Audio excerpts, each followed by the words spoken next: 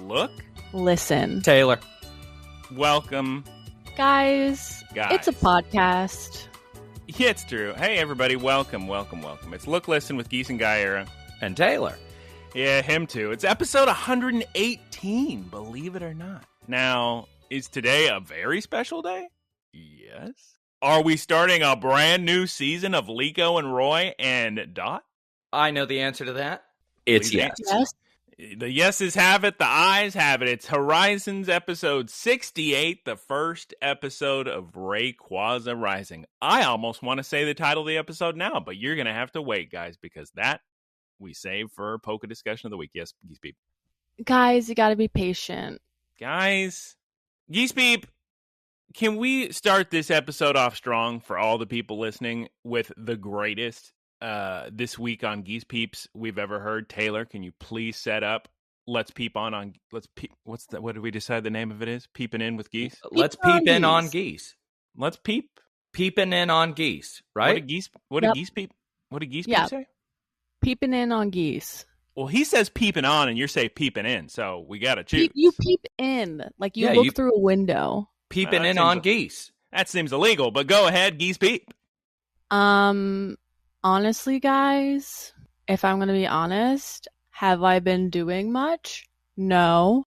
Have I been watching occasional hockey games? Yes. Luckily, after I think losing 4 games in a row, the Oilers finally beat the Philadelphia Flyers in overtime. It was a very exciting game. Way to go, Oilers! And they beat the Predators, too.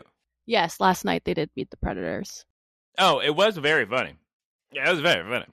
Listening to Geese People lament last episode, and immediately the Oilers start winning. So, guys, come on. Can you, please? Geese, do you believe in rituals or like lucky shorts that you wear or something whenever you watch them? Kind of. The only thing I do is when I'm like flying, which is almost every week, I always have to sit. Geese gotta fly. That's true. I always have to sit on the right side of the plane. I didn't have to, but like, I don't know, this past 2 years, I got really paranoid in my head about it. So that's fun. And that allows the Oilers to win? No, I meant like that allows me to live on the plane and not die in a plane crash. Oh, so you're keeping the plane aloft. Yep. Good job, Geese. Good work, Thank Geese. you. That's so sick, Geese. So does that conclude your watching? I mean, you're goofing you're geesing of the who? Geesing of the day? Peeping of the peep. Let's peep in. Peeping of the peep. I guess so. I don't know. Do you remember anything? What have I done? Hey, Geese, if you don't know what you did this week, how would we? I think she ate a piece of bread. Oh, yeah. Oh, that's in her eating of the week. Spoilers. Geese, you can't just say that all you do is eat bread and fly. Let's move on to watching, playing, eating of the week. Thank you very much, Geese Peep. This week, just more Echoes of the Wisdom. The Echoes, Legend of the Zelda, the Echoes of the Wisdom. And yeah, I'm gonna beat that game. But guys, where's everybody else finding time? Because it seems like I never have an hour to do anything. Like, I never feel like I have time to play Zelda. For about, I think now 4 days in a row, I have thought to myself, I can't wait to scan in my amiibo to get all the new costumes, since I just beat Hyrule Castle Dungeon. I've never even left Hyrule Castle Dungeon. I beat the dungeon, and then I never exited it. And, guys, like I told you last week on Poke News of the Week, I got to catch a shiny Morpeko, and I think it's going to end pretty soon. So I gotta get going. Geese Peep is showing off some deer maybe on the bird cam. Yeah, there's about 8 deer in the backyard. That's so sick. That's insane. I do have one exciting thing to tell you today, Taylor. Go on. Actually, quick question from the audience. Yeah.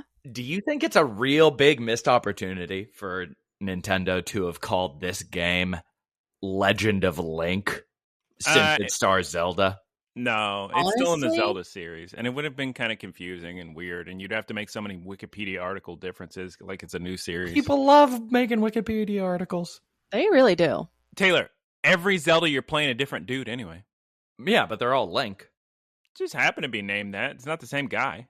You're going to tell me they're all, like, Oh, it's just a coincidence. No, I mean, there has a lot to do with fate and whatnot, and, stories passed down the hero of time. Yeah, that's why I'd be so sick. Taylor. Yes, that's me. I've walked past this location for years, always on the way to Wendy's or Del Taco or something, and I look in. Typically, it's closed because they're closed in the middle of the day. You happened to mention this place the other day, and so I said, all right, that's it, fine. On my way to Wendy's, I saw it, and I said, never mind, I'm trying. That's right, I tried Night and Market Song. Oh, sick. Let me tell you right now, way too hipster for me. I could never go back. Just packed, so many people. Guys, I can't. Get right in. You have a beard, and you're in your late 30s. I can't. I'm not. Just put on glasses. Geese Peep, mid, right in the middle. But put on glasses, put on your black frame glasses, and put on a baseball cap. We're dropping it all. All I want to talk about is the spicy chicken sandwich, world famous northern Thai style fried skin on chicken thigh, papaya, slaw, ranch, jalapeños, and cilantro sandwich, which was very good. I've never seen some. Yes, Taylor? I was surprised. I've heard very variable things about that. It's funny because I've never seen so much papaya. I've never seen so much slaw in my life. They pile about 3 pounds of slaw on this thing. You can barely fit in your mouth. Oh, it's papiled on, huh? Got him! You're all welcome for that. You're gonna have to say that again, Geese Pete. I love slaw. She does, and she would love this slaw. It's very good. Yeah, I was a fan of the sandwich. I also tried their pad thai. Pad thai was nothing special. I'm never getting that again. Pad Thai, I'm against in ordering in like a sit down setting because I think it's like ordering tacos or a hot dog at a restaurant. I took it to go. Girls, what do you think? I literally ate the girls. This is me walking down Sunset Boulevard. I got the Pad Thai in my hand in the little takeaway box, chopsticks in the other. So I'm going to town walking like this. That's good. That's good form. But it's still a sit down restaurant. Yeah, well. You should have, made that better if you were rollerblading and eating. Yes, and in some sort of Princess Diary sequel. Because I walked in there, I was just going to eat there, but she said, "Oh, do you have a reservation?" And I said, "Reservation? I'll just take it to go." Golly. Yeah, I've got reservations about eating here. Oh, nice. Oh, they would have let you sit best seat in the house with that one, and the chef would have come out and acted like he had to impress you. Shake my hand. Yeah. I went to, it's a shame that it's crowded now. I went to that restaurant in 2015 and it was completely empty. Yes, I was the only person in the restaurant. And now it's just, that's a shame. It probably got a bunch of Instagram little little viral hits or something. Yeah. That's what happened to La Azteca, the best chili relleno burrito in Los Angeles. Oh my God. Mm-hmm. Taylor, it's time to move on to your personalized watch and play and eating of the week. What did Taylor eat or play? Listen, I don't like meat. I think I'm really coming around to it. I like my yearly Chateaubriand, but I ate a bunch of brisket. I cooked a bunch of steak for my mother. And is it her birthday or something special? No, she just there was a sale at one of the butchers near us, so she got a whole bunch of strips. And it was like, I looked at it, when I looked at it and I cut into it, I was like, that is perfect. You could put that on a cooking show. And I ate it and I just thought, should I be a vegetarian? Whoa. Answer me, riddle me this, Taylor. Yes. Have I been not paying attention to your words? Because I thought a second ago you said, I'm really coming around on meat. And now you just said you're going to be a vegetarian? No. I don't like meat very much. Sick. I must have been some crossed wires there. I could have misspoken. But I'm coming around to the idea that I don't like meat very much. But you've always felt that way. Yeah, but it's never been as overbearing as it was when I was eating. And I made some of the leftover steak into a little omelet about an hour ago, and I was eating it, and I was like, it's just not doing it for me. I've never gone more than 4 seconds with that mentality. Because, yeah, do I like cheesy bean and rice burritos? Yes. Do I love French fries? Yes. But here's the problem. I love Japan. You can't be vegetarian in Japan. As much as you want to make it work, you can't. and I love Raising Cane's so much. Yeah. And honestly, let's put the two together. I'll do it. Todd Graves, put me on the team to bring Raising Cane's to Japan, because Taylor, I just saw a pro-Japanese Smash player do a big old tweet, and he said, #1 America, best food, and it was a pile of raisins. Well, he's Japanese, so it was like one strip and some fries and a half a toast. But you meant professional. I thought you meant a Smash player that was really okay with Japan. Wait, what did I say? Oh, yeah. He's a professional Super Smash Brothers player. He's a Japanese fellow. Which one? I don't know. I can show it to you later. But I posted it. But anyway, what I'm saying is, Todd Graves, send me in. Let me do the commercials for Raising Cane's in Japan. Sugoi desu. Get Yadaban in there. You know him, Yabaton. I would do that. You know, he's the one that's like, Minasan, konnichiwa. He's like this Swedish dude, but he does the wildest, goofiest. I mean, he's fluent Japanese, obviously, but he's very popular. Mr. Yadaban. Let's make a fan commercial for Raising Cane's in Japan. We got it. Let's not do their job for free, is my thing. Also, the grimace problem. There's a conflict of interest. Oh, yeah. Also, I was going to say, Taylor, you know, I usually have the same thoughts as well about meat, where I'm like, I don't like it like this much. Like, maybe I should just cut it out entirely. But it's kind of hard to do, honestly. Yeah. And I eat it like maybe twice a month maybe, but... You eat wet turkey every day. What are you talking about?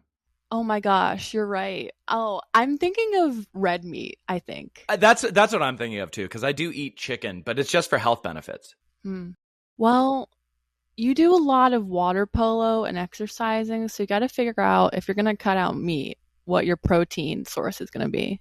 Yeah, exactly. I already eat, I'm eating like 160 grams of protein a day already, and it's at least half of that is from chicken. Taylor does love his little protein powders on it. But anyway, guys, can we talk about Metaphor Refantasio, for the love of goodness? Yes, please. We can. Why can we? Because I did it. I bought the full price game. Atlas, you've got my money. Team Zero, you did a great job. I was on the fence because I was like, okay, I always do this with Persona games. I always start out real strong, get real invested in the world, and just stop because I get overwhelmed by the social system and the idea of like completionism. And I heard the protagonist speak. And I was like, you know what? Okay, I'm doing it. This never happens in Atlas games. They're always a silent protagonist, which I really don't like.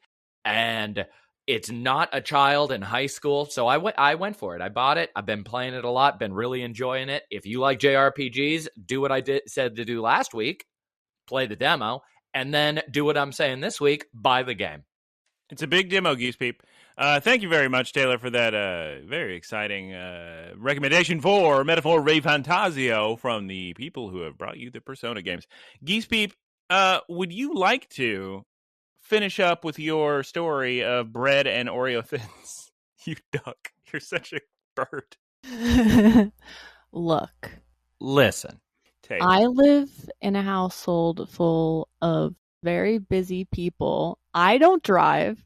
I don't do groceries. So I got to eat what's available, which happens to be bread and Oreos. So Geese. I thought you were going to say, I live in a house of very old people that move like sharks around my door. Oh, that as well. So my question to you, Geese, is all you do is eat bread given to you by random humans? And she just watching the animals outside. There are 8 deer in the yard. Can I have some bread, please? Taylor, I need energy for my big flight. Taylor, very important. They just put out a big scientific research paper. And no way. Humans are finally discovering they're decoding bird song. They've already figured out, okay, this song means predator from above. This song means predator from below. So pretty soon, Geese Peep's going to be able to learn these calls and talk to the birds and live with them in their house. As long as they decode whatever the quack meant from Mighty Ducks, I'll be okay. All right. Geese Peep, does that conclude your Watch and Play and Eating of the Week? Yeah. It is now time to move on to Polka news.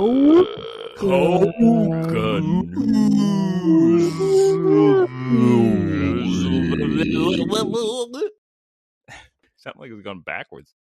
Guys, I can't believe this news dropped right after we finished recording last time, because this is huge. Absolutely earth-shattering news for us shiny hunters. Taylor, maybe you want to say us cinephiles. Oh, boy. For us shiny hunters, because a mythical locked shiny has just out of nowhere. There were some funny memes, because we're not going to talk about the leaks again, but there were some funny memes of, oh God, everything is leaking. Break emergency glass for unreleased shiny.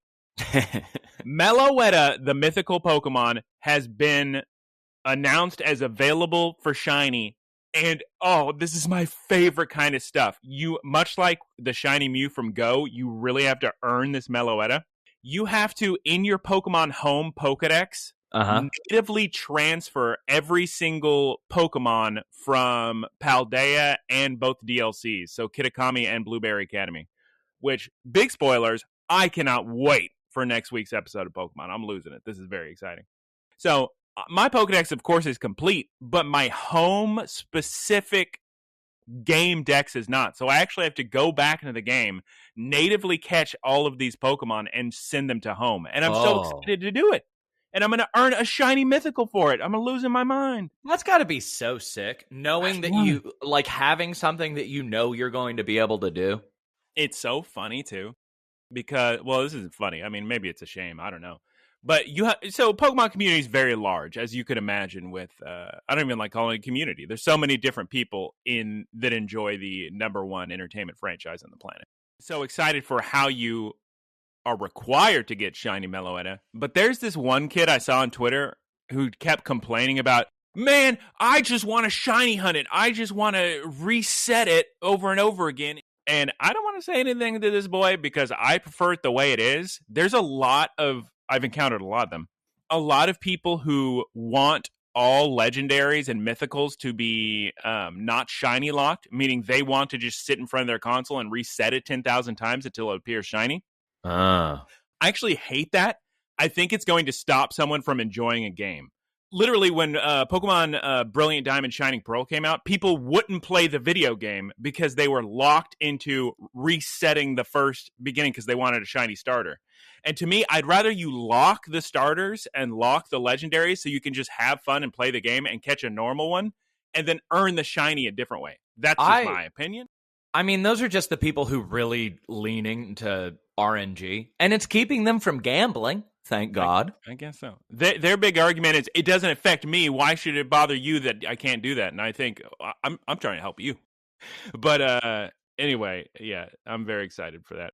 So I'm actually not really for or against buying currency in Pokemon Go, but I am very pro paying for when they give you content. So when they give you catch tasks and things like that. So this is my favorite type of release, where they give you a way to enjoy the game in a new way and get a cool reward. Yeah. Well, I mean, if you're already a big-time Living Dex person, you may already have this ready to roll, and you just pick up your Meloetta. Just like when they gave out the shiny Magearna. Was it shiny Magearna, or was it a Magearna that was a special? No, I think it was a very special form of Magearna that was in the game files, but was never given out before. So you only got that if you had a Living Dex. That's not completing the Pokedex. That's not, oh, look, my Pokedex. At one point, I had a Bulbasaur, and now it's a Venusaur. It's, I currently have in my boxes a Bulbasaur, an Ivysaur, a Venusaur, and so on and so forth. Ooh, Magearna looks sick. So I already had my Living Dex ready to roll when that dropped, so I just picked mine up. But I have to earn my Meloetta, which is exciting. Also, with the Meloetta update in Pokemon Home, they added the Pokemon Guidebook feature, which allows people to learn more about each Pokemon registered. Very fun, very fun. Good update. Geese Peep, our final news this week. I actually have all of the shiny Pokemon. Why would you lie on a podcast? People Who are going says to start. I'm lying? Do you really? Who's to say? Would you like to read the next news because it pertains to you? Okay. This is also from Sarah B. The Pokemon Sleep Halloween event has been revealed. It runs from October 28th through November 4th and adds Mimikyu and the return of the Halloween Pikachu into the game. Ooh, very fun. And then, in our final piece of news, for real this time, very amusingly, after we record, edit, and publish Poketoons Season 2, Sarah B. reports the next episode of Poketoons is now available. Ducklet, I love you. I watched it. It was all right. It was a 1 minute one? Yeah, it's a 59-second one. So, prepare yourself. The time to discuss an episode of Pokemon has begun. Has began. It's beginning. It's starting. I hope you're ready. Taylor, before Geese Peep says the name of this week's episode in English, please tell us what happened last time on Pokes. Previously on Pokemon. Everything comes to a head. Roy versus Liko. Who had the most character development and growth via battles? The answer is Roy. By a hair's thread. Honestly, a hair's thread. A hair's breadth. Honestly, I would say that Liko deserves the crown. She was fighting a Crocolore with a Floragato, and she terastallized, which didn't help her at all, but she's undergone so much growth. I was so excited at the end of last season going into this season because there was actual development in the characters, and who knows what's on the horizon. Great last time on Pokes, Taylor. That's almost a full episode of Pokes. Also, I will say, correct, she's grass type, but terastallizing still boosts your strength either way. Crocolore is terastallizing, you might as well terastallize. Geese Peep, can you please tell us the name of this week's episode in English? And if you're allowed to call it salami if you want. Okay. To a New Sky, Brave Olivine, or Brave Salami, as we call it. Or in Japanese, Arata naru sora he breibu asagi go. Guys, Geese Peep, please give me a one-sentence synopsis. Proving our evolutions. Ooh. We are in a new season. What is this, the 4th season now of Pokemon Horizons? Guys, who's to say? We don't know. We had Liko and Roy's big adventure. Terapagos is here, terrestrial debut, and now Rayquaza Rising. Guys, we open at Naranja Academy. Guys, we have so many students here, and they've got their Toadschools, their Merrills, Heracross, Delcatty, Greedent, Swablu, Sneasel, Psyduck, Lanoon. Our protagonists, Liko, Dot, and Roy, are talking with Rhyfort, the history teacher. And Geese Peep, what's Rhyfort's Zoroark doing right now? It's turning into the different Pokemon of Liko, Roy, and Dot. Yeah, it's using its illusion ability. Are Zoroark, and Ditto related at all in any? No, it's a different ability. Transform, Ditto is changing its molecules to actually be the shape of a different Pokemon. Illusion is, as you might guess, not real. It's just an optical illusion. I was just wondering if maybe Zoroark learned that by studying a Ditto or something. No, because it's a completely different. When Ditto transforms, it gets the moves of the Pokemon it transformed into. When Zoroark uses illusion, it's still Zoroark and still has its moves. It's just a pretend. Was this the teacher that they did that field research with, where they climbed a tower? With Gimmighoul? I believe so, yes. Yes. Okay. Rhyfort's having a little baby conversation with the kids, guys. And we're starting off Season 4 strong because guess what? She's talking about the land of Kitakami. That's right, the DLC Part 1, the teal mask from Pokemon Scarlet and Violet. And she's name-dropping all these characters. Briar, are you kidding me? Are the kids about to go on a big adventure? Are you When did joking? this come out? When did the DLC come out? A while ago. Now, here's the thing. The anime was delayed. It should have come out earlier, but I think they're going to end up making it where it lines up perfectly with Legends ZA. So, lots of spoilers going left and right here, but... Because I was going to say, yeah, guys, there's this person that studies this specific mysterious Pokemon that you have that you've been searching answers for, I'm only now going to tell you about it. I could have told you about it earlier, and maybe the adults of the show could have gone and learned, but... It was so funny because the first time they met, she was just talking about that. She was like, man, I sure do know a lot, and then just, it never came up. Yeah. Because Roy got distracted with a gimme ghoul. Big spoilers. We're jumping around. What we're going to see in the brand new theme song for this season, a big emphasis on 50% shiny Zygarde, which 100% is going to be in Legends ZA. And I don't want to spoil anything, Taylor. Maybe you ought to look at my eyebrows. If it's in I feel Pokemon like the Go. intro really spoiled a lot, I would say. Yeah, we'll talk about the intro, don't you worry. We're not at the theme song yet. But guys, we learned about Briar. Briar is going to meet these kids. Are they going to go to Area Zero? What is going to happen? But wait, there's no time to continue discussing the great adventures ahead of us, because Geese Peep, what appears in the sky to the amazement of all the students? The brave salami. Oh my God. Are you telling me it's completely fixed? I guess so. You're telling me it's here to pick the kids up? Show of hands, who forgot that it was broken? I did. Oh, okay, thank you, Geese. I mean, that's the whole reason we haven't been flying the skies, because it was broken, because Rayquaza broke it a little bit. I thought it was because the kids were going on their little terrestrial exams and they had to do that on foot. Nah, they've been working on it hard at the Oreo ship maker factory in Hoenn or whatever.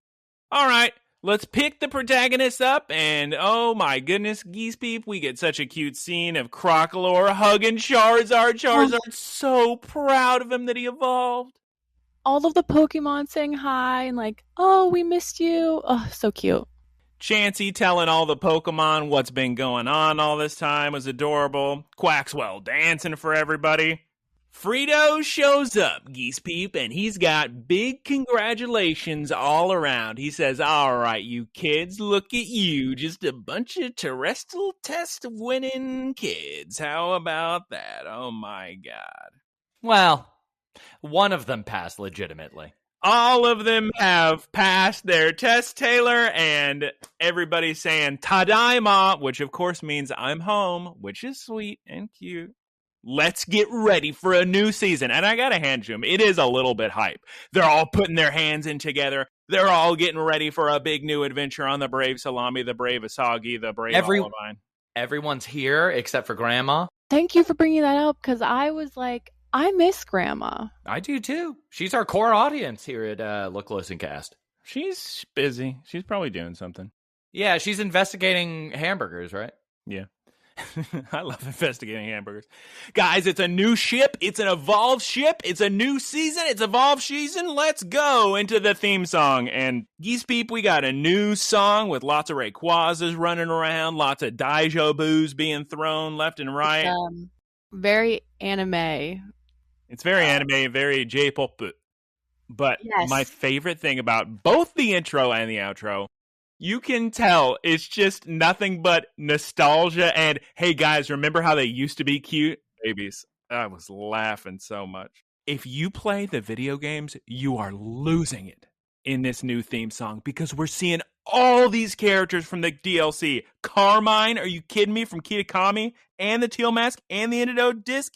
Briar, Perrin, everybody's favorite photographer, Taylor, with her Hisui and Growlithe. You joking me?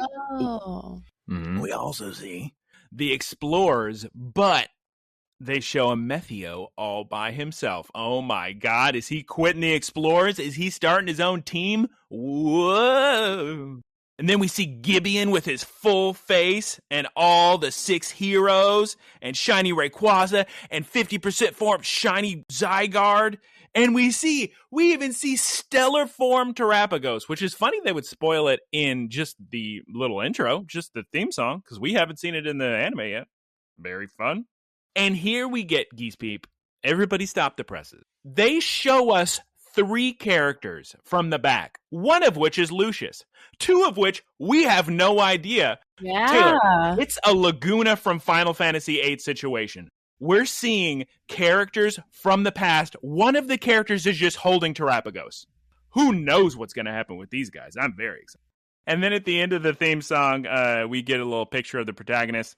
along with Anne and Penny. So I'm curious, are Anne and Penny going to be are they going to play a bigger part this season? Could be. Who's to say? We're back from the theme song, Taylor. We see Liko sleeping in bed. She's waking up. I don't know how all of her Pokemon fit in that bed. Also, again, we've said it before, but that bed looks very uncomfortable. It's a cot. Liko looks real cozy whenever she wakes up. But when you look at the actual bed spring or lack thereof, no, that's not. Well, most Japanese people sleep on the floor on a little rolled out little guy, a little futon. Little futon. How is Liko sleeping in the same bed as Terapagos and she's just good with it? What do you mean? Little turtle? You don't sleep in bed with your turtle and your giant 6-foot cat? And your little psychic girl? You're telling me Roy and Dot are already awake? Wouldn't be me. They're doing something so sick. I know it's the beginning of the episode and everything, but I'm already, in my mind, grading it 9.5 or above. Waking up, snoozing on the brave salami, Roy singing in the distance. So you got something, you're like, oh, whoa, kind of mysterious, kind of exciting and familiar. And there's just this sense of adventure. And then you see a Dragonite flying in the air. Come on. Snoozing on the brave salami is my favorite Jimmy Buffett song. Oh my God. That Dragonite in the clouds gives them the nicest little smile. Do you remember how intimidating that Dragonite was in the original Pokemon? The first movie where he's delivering the mail like a nice person? No, the anime intro, where you see just the silhouette of it with the glowing eyes. Oh my God. Oh, terrifying. Yeah. It was such a scary, intimidating Pokemon back then. And now it's just like, hi, everybody. Nah, he's a little sweetheart. He would never hurt a fly. The whole time they're staring at this Dragonite, I just wish they had a jet ball from Pokemon Legends Arceus so they could just throw it and catch it. Yeah, jet ball. Well, they don't catch them anymore. They would have to engage in like a social contract. Nah. Now, unfortunately, Dot is disappointed in herself because she didn't record it. I get it. I often think of that. Yeah? I'm shocked. How is Dot not ever recording? Yeah, for her big, giant YouTube channel and streaming adventures. It's her job. Also, there's no excuse because her phone can just float. It's a Rotom phone. It can do it for her. Yep. She doesn't even have to hold it. Yeah, she has all the bells and whistles too, all the goofball little selfie sticks, which again don't make sense in this world, but they have them anyway. Guys, look, Frito has told these kids that the ship has evolved. Not only have your Pokemon evolved, or that's spoilers, but the ship has evolved too. And so the kids say, you know what? We're gonna investigate today. Today is a ship exploration episode. How exciting. I actually was a little bit excited to see what all new stuff the ship. I was mainly excited about this because Frito's at the beginning of the episode says, oh, it's an evolved Brave Salami. And I was looking at it and I was like, it's evolved? What did they? It still has the Goof Troop fighting deck. No, it's like, Taylor, they have a brand new red button, first of all, in the control room where you steer the ship. Okay. It's behind glass. Who on earth I'm just so sick of hearing this in any form of media. I get the point. I get that it's supposed to be like ooh, what's that going to do later? Why would you ever say this is our ace in the hole? You'll find out later. Why would you not? Everybody's constantly in danger. You're being targeted by an evil organization. You're fighting a legendary Pokemon regularly. Why would you not give everybody access to all of your tools? Why wouldn't you at least tell them what it does? Well, Roy wants to press it, that's for sure. Captain Pikachu says no. And maybe Roy wouldn't want to press it if he knew what it did. If Fritos was just like, oh, well, what it does is it creates a protective shield around the salami or something. Well, we all how great of a communicator he is. Yeah, so. That's true. That may be a shame, but in good news, Oreos now has a more efficient coal usage at the Oreos coal mine furnace charcoal wheel. It's hotter, it's faster, it's higher. Also, Molly got some new doctor tools. The idea of okay, first of all, shouts out to Oreos. Haven't seen enough of her lately. Second of all, the idea of Molly getting new tools is very funny to me because everything is just a spray or an ability from a Pokemon. She got some new tweezers. Also, I love her Shuckle report she's got up on our computer. Just, checking his vitals, checking his berry juice. Geese Peep, what did Murdoch get? Sick new kitchen. It looks so cozy. Ooh, it's got a fancy bar. You kidding me? Okay, so can one of you explain why they put a brick wall in an airship? What? For the vibes, Taylor. For the vibes. It could be faux. It could be faux brick, like faux wallpaper. I guess so. And out of nowhere, guys, in the fancy new kitchen, all the Tatsugiri forms show up. Oh, look at them. Taylor, here's the thing about Tatsugiri. They look exactly like sushi. So what does Crocolore try to do? He wants to eat them, which is perfectly normal. It does seem normal, but they're not food, and immediately they get very furious. They all jump on a plate on individual piles of rice. It's their body. This is Darwinism. So what is sushi in the Pokemon world? They don't have it. That's a great question. As we're not sure. The jury's out on that one, Geese Peep. This whole intro with the Brave Olivine and meeting all the crew again and everything really makes me want a Pokemon game where you travel with a group of people instead of just by yourself. Could happen. Hey, it could happen. It could happen. So Crocolore, yes, Taylor, he tries to eat him. We get a real good face, to be honest, TBH, Geese Peep. And then all the Tatsugiri start attacking Crocolore because he thought they were sushi. Apparently, according to Murdoch, there is a long, complicated story regarding these three Tatsugiri. But before he can even explain what that is, the Tatsugiri all attack the three starters and then run off. They start bugging the Noctowl. He's just trying to sleep, and the kids chase him all around the ship. Oh, look at that. A little slideshow of all the Pokemon on the ship. They're all the fun they're having. Then we cut to the kids playing on what have we decided to call this, Taylor? The ship bridge battle area zone? Yeah. The poop deck? What do you call it on a ship? A big open area. I'm getting a little bit frustrated, actually, that I can never remember ship names. It would be like an aft deck. What do you call the aft deck? And what do you call the room with the giant wheel in it that you steer the ship from? What is that bridge? called? The bridge. The bridge. Okay, thank you. Yeah. Star Trek. Yeah. Yeah, exactly. Good job, Geese. Good work, Geese. All the Pokemon are playing around, and then Frito shows up to answer a question I had several weeks ago. He pulls out the Lucius belt. Guys, we got to get the rest of those 6 heroes. Am I right?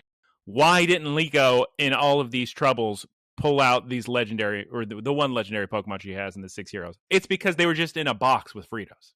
See, I actually thought there was a different reason for it. Because when they look at him, they're saying, oh, should we really fight Lucius's Pokemon? In my mind, spoilers, in universe, either factually or just by the opinion of the kids, those Pokemon still belong to somebody else. So they're not using them. Yeah. They do belong to somebody else. I don't even know if Liko could, if she wanted to, say, hey, come out of the ball. I'm going to tell you what to do. Yeah. Because what happens is Terapagos then says something, and immediately Arboliva, Galarian Moltres, and Lapras pop out of their Pokeballs, their ancient Pokeballs. Shouts out to me catching a Galarian Moltres in Pokemon Go, getting real excited, powering it up to 2850, and then 1 season later, it having extreme meta relevance in every other league. Shouts out. Evidently, I don't know if Fritos speaks Galarian Moltres, but evidently, the Pokemon just standing there and kind of going is interpreted as, oh, they want to battle the kids and test them. And yeah, that's what we're going to do. He senses their fighting spirit. We cut to a commercial break. We're back from the commercial break. The great Salami, the brave Asagi, the brave Olivine lands at a remote island so the kids can battle these Pokemon. We're going to pretty much kind of match them up versus type. So it's going to be Quaxwell versus Lapras. We're going to do Floragato versus Arboliva. And then we're going to do Crocolore versus Galarian Moltres. Is Galarian Moltres a fire type? No, it just looks like one. It can learn fire type moves. Guys, I have something to say here. Yes, they're all the part of the 6 heroes of light. Yeah, they're very, very intimidating. That being said, you're pitting Floragato against an evolved grass-type Pokemon. Okay. You're pitting Quaxwell against just a water ice, just normal Pokemon. You're making my poor boy Crocalor fight a legendary? Yeah. I think they were kind of referencing that when he gets real scared and intimidated. Oh my god, as he should be, it's a legendary. But then you gotta think, Lil Fuecoco, not even evolved, was taking on Rayquaza. Oh, Roy, come on. Yeah, they just didn't know what to do with that last one. Well, guys, it's time for Geese Beep's favorite part of the week. It's time for a triple battle, all simultaneously happening. Oh my god, let's begin! Quick Attack Floragato. Oh my god, she's spilling olive juice everywhere. Magical Leaf. Oh my god, Arboliva's using Magical Leaf. Guys, can you please clap for me and praise me? Because this happens every once in a while where we watch this show in Japanese, right? Now, the people, thank goodness, shouts out to people who translate these. You know, we owe them our lives. But sometimes they'll just kind of sort of halfway translate a move name. Yeah. I mean, look, beggars can't be choosers.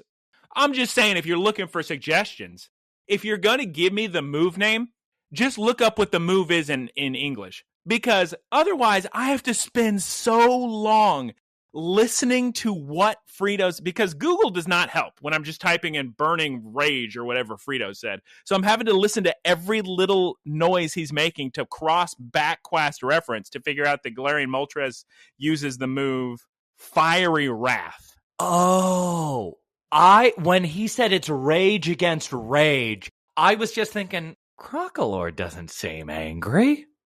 Well, he's using the move. Crocalor is using Stomping Tantrum, so Tantrum implies you would be a little upset.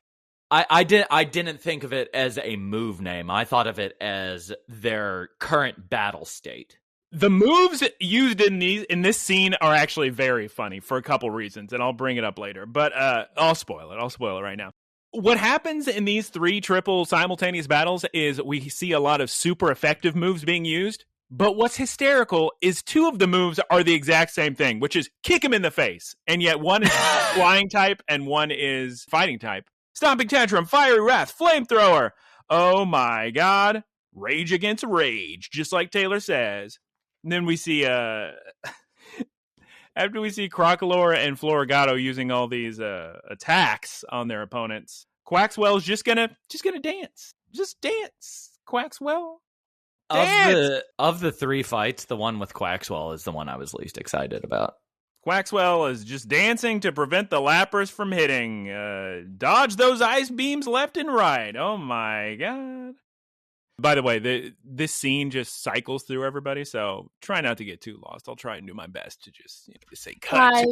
Guys. They're fighting. You get the point.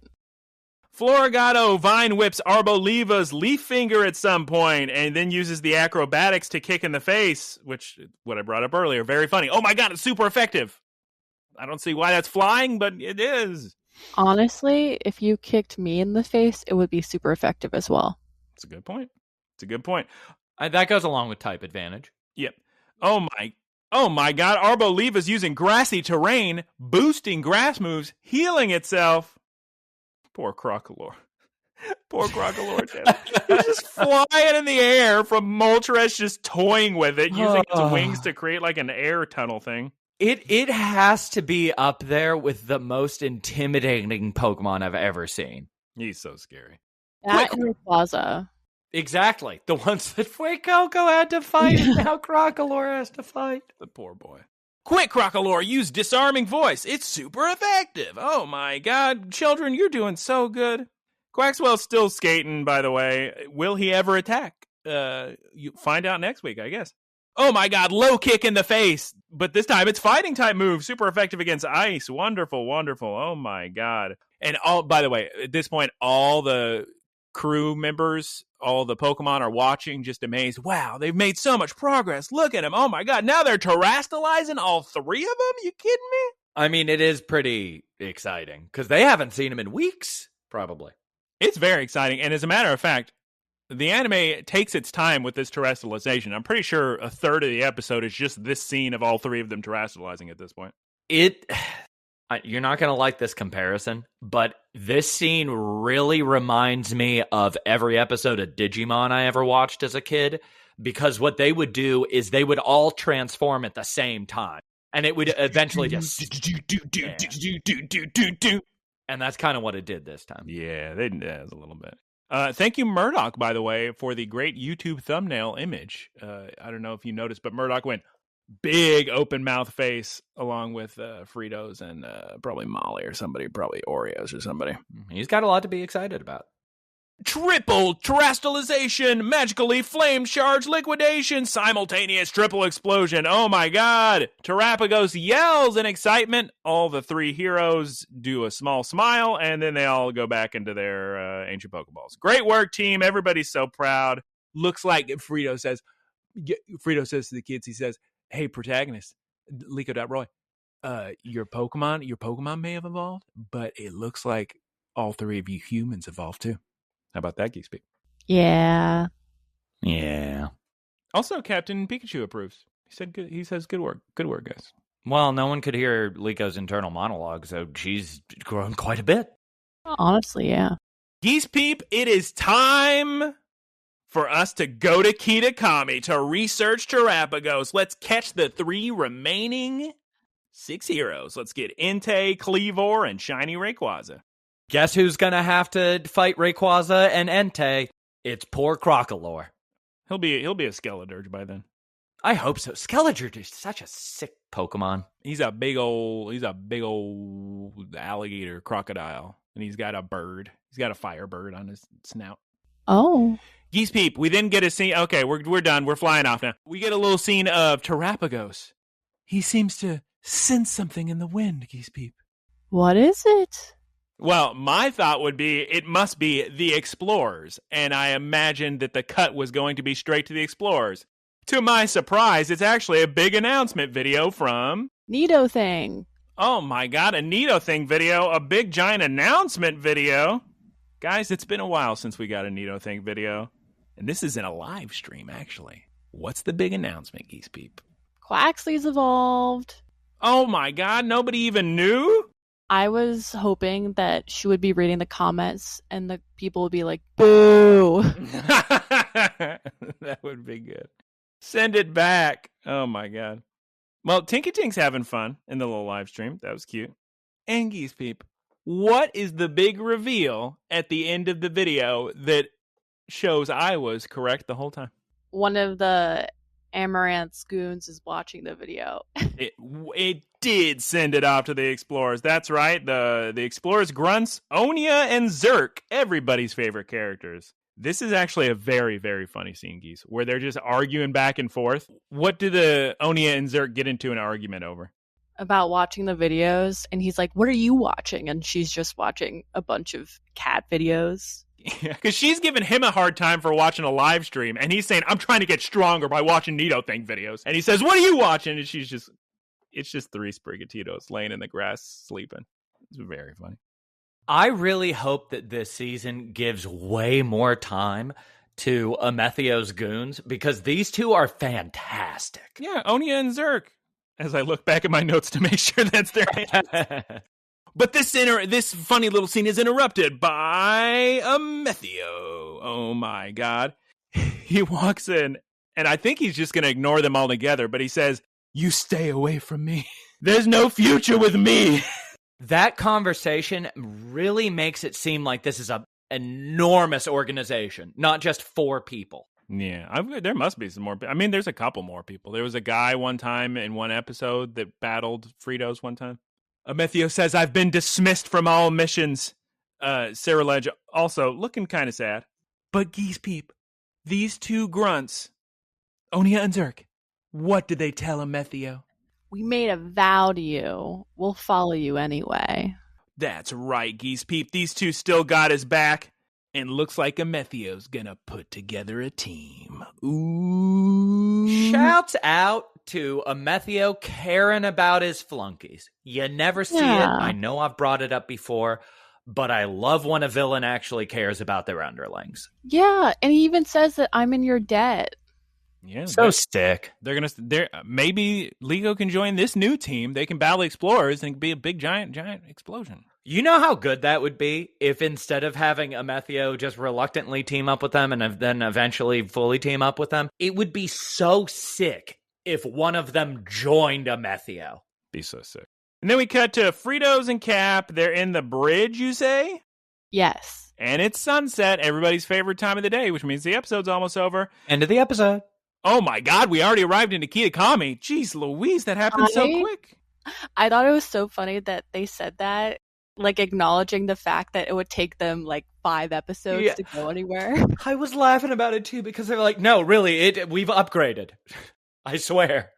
I was so excited. And then it cuts to, I knew immediately they show Kitakami through a camera lens, or the view of a camera. And I can immediately tell it's Perrin from the DLC.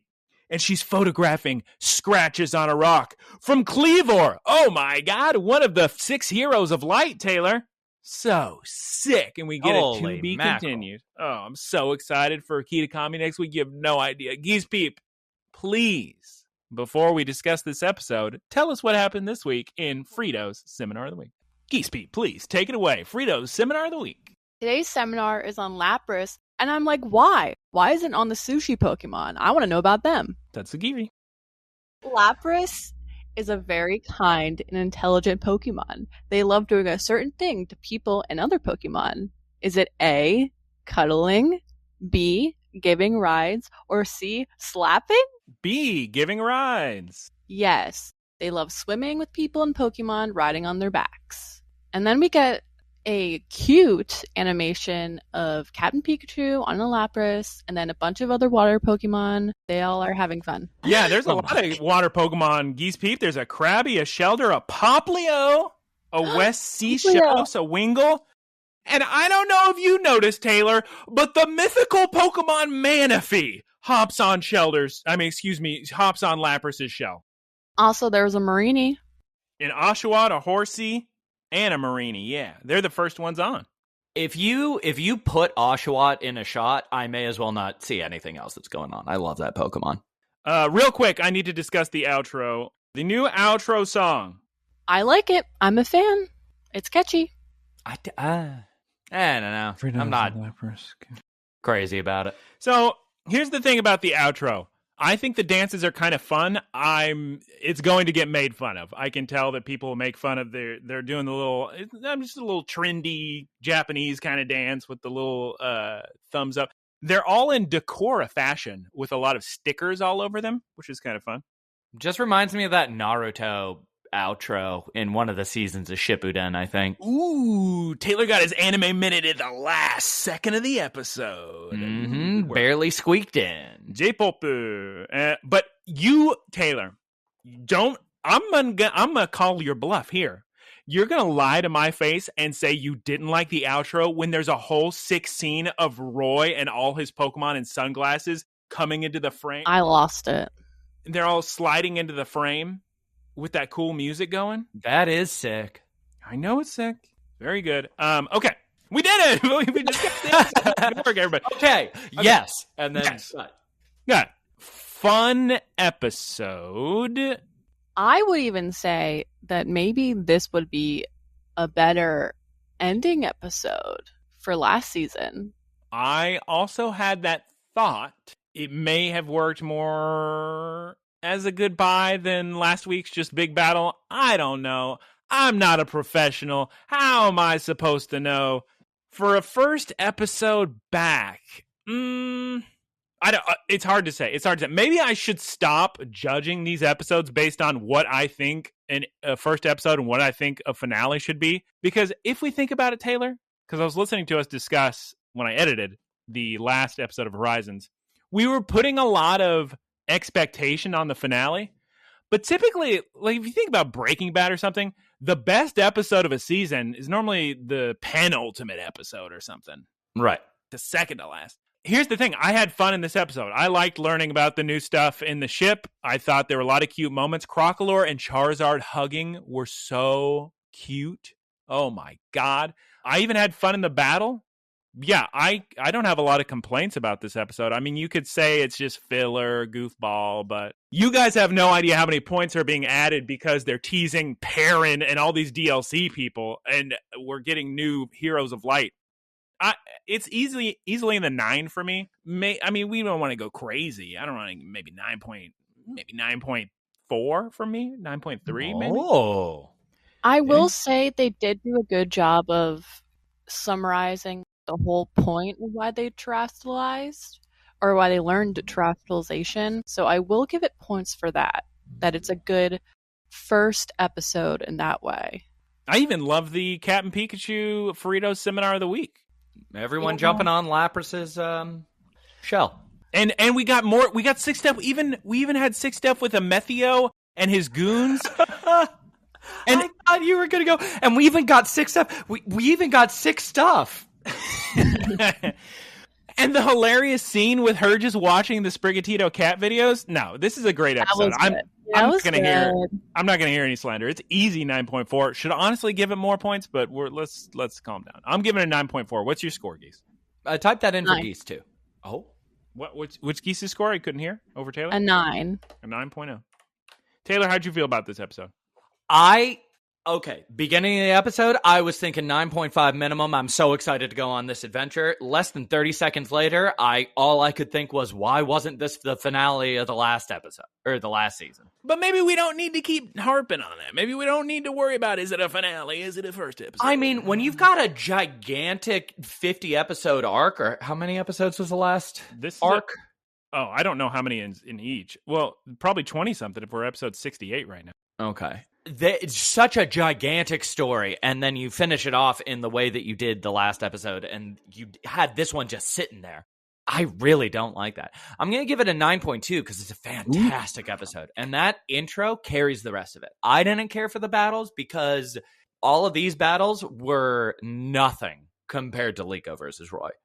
Just nothing. This was just, here's another Dragon Ball moment. Here's another Dragon Ball moment. They're just showing off. They know how to terrestrialize. They know super effective moves. Which is why this would have been so good at the end of last season. Because you just get off of a big old Liko and Roy fight. Now you just have, you're doing a quick little test that's not really very interesting to watch. Beginning of this episode carries me the whole way through. I see. Okay, I see. I'm excited. I'm excited to play the game. I know I say that a lot, but... Yeah, you say that every week and you never play. So. Well, this show is just so much more effective than what I watched as a kid. Because when I watched it as a kid, it was, these are sick Pokemon. This is a sick show. What episode or what adventures is Ash going to get up to? Whereas this one is just, I want to be playing Scarlet and Violet. Yeah. Pretty sick. It's a good episode. Yeah, I like this episode. And next week, we're going to Kitakami, baby! Oh, I'm so excited. Okay, thank you all for listening to us discuss Pokemon this week. Guys, how about we go ahead and move it on to the wrap-up? I have no idea how long this is. Thank you, everyone, for listening. You can Artwork. I'm so sorry. I don't know how that came out of my mouth. But I'm muting myself. You can find us at Look, Listen, Cast on Spotify, Apple Podcasts, and YouTube. Please like and comment so more people see us. Also, thank you to Keith Squared for our artwork. You can find him at twitch.tv/Keith Squared. Shouts out to Professor Ticklebits for the website and the boilerplate. You can follow him on twitch.tv/prof_ticklebits. Thank you to our supporters. You can go to looklistencast.com to support us. Also on the podcast feeds, you can click a link for that. Also, please recommend this podcast to your friends, grandmas, nephews, nieces. There are no swear words. And send questions to looklistencast@gmail.com. Geese Beep, it's time to say goodbye 3 times to the people. I can't wait for Kitakami. I don't know if I mentioned it before, but Kitakami's coming up, and it's going to be good, I bet.